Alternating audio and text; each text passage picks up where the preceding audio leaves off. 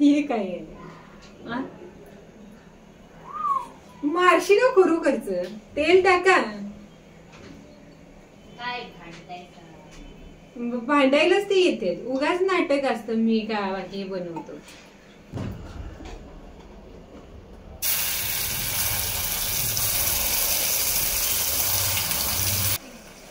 चांगलं tasty tasty करा.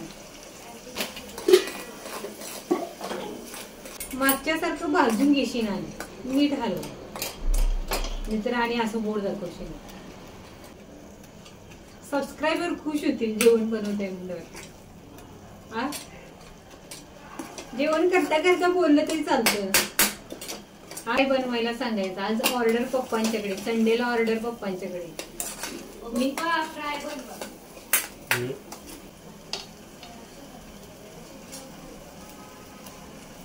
शेपटी शेप कमरेवर हात घेऊन बघायला भारी वाटतंय.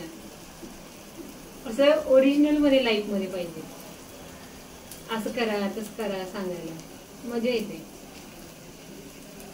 सगळंच तर मीच करायचं. हे नुसतं टाकायचं. पप्पांचं मौन व्रत आहे, ते बोलणार नाही.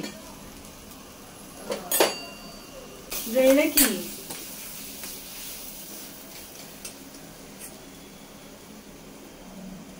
काय बोलायचं नाही.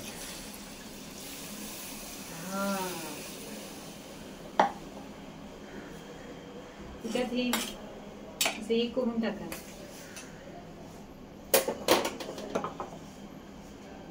एक शब्द बोलत नाही, एक शब्द. असं राहिलं असं तर कसं जमतं काय? पोच द्या व्हिडिओ मध्ये अशी मस्त.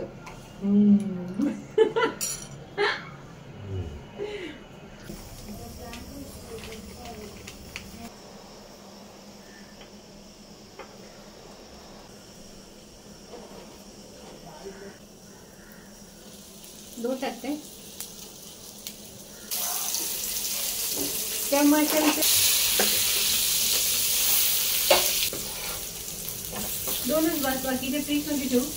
रेसिपी तर तुम्ही पाहिली, पण त्या रेसिपी पाठीमागची मेहनत आता मी तुम्हाला दाखवणार आहे. त्याच्यासाठी मी आधी मासे मॅरिनेट करण्यासाठी ठेवले.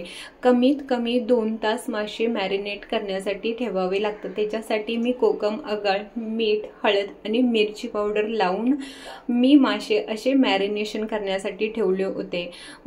आणि हे मॅरिनेशन झाल्यानंतर आपल्याला लगेचच लागते तो म्हणजे मसाला. आणि मसाल्यासाठी मी धना, जिरा, तीळ, खोबरे, कांदा आणि लसूण घेतलेला आहे. थोडासा आल्याचा तुकडा आणि ज्या लाल मिरच्या आहेत त्या देखील घेतलेल्या. त्या व्यवस्थित आपल्याला गरम करून भाजून घ्यायच्या आहेत. मसाला व्यवस्थित खरपूस भाजणं देखील तितकंच महत्त्वाचं असतं. मसाले एकदा भाजले की लगेचच आपण हे मिक्सरमधून एकदम एकसार बारीक वाटून घ्यायचे. जर पाण्याची गरज लागली तर याच्यामध्ये तुम्हाला पाणी देखील टाकायचे आहे, जेणेकरून पाणी टाकल्यानंतर मसाले काय होतात एकदम बारीक आणि चांगले वाटले जातात.